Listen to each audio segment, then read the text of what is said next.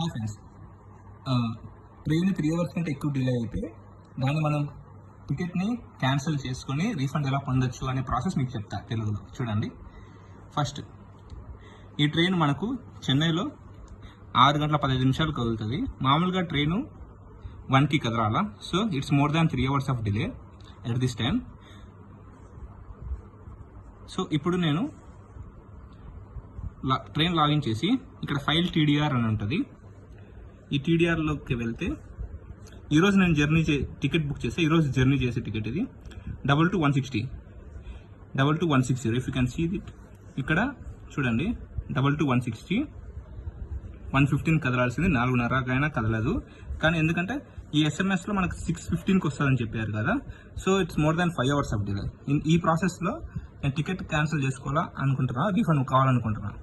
ఇక్కడ చూస్తే మనం కన్ఫర్మ్ టికెట్ ఉంది, టీడీఆర్లోకి వెళ్ళాను. మళ్ళీ చూడండి, జస్ట్ అలా ఫైల్ టీడీఆర్, దీంట్లో Kadapa to Guntakal. If you see it here 22-160. దీన్ని మనం సెలెక్ట్ ఆల్ చేసుకొని ఫైల్ టీడీఆర్ అని కొట్టేస్తే file TDR, please select TDR reason.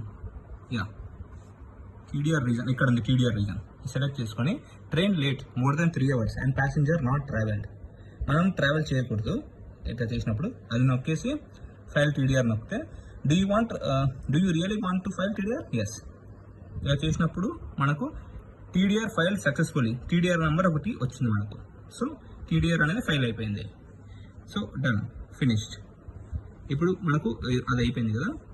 చూద్దాం మనం బుకింగ్ టికెట్స్లో ఏమన్నా ఉందేమో. కడప టు గుంతకల్ 22-160 70, అది వేరేది. Kadapa to Guntakal.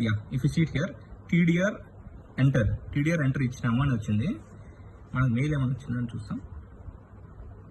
Ticket TDR request అనేది ప్రాసెస్ అయిందని మెయిల్ వచ్చింది. చూడండి, we wish you inform that TDR request for refund against PNR number, train late more than 3 hours అని చెప్పి ఒక మెయిల్ వచ్చింది.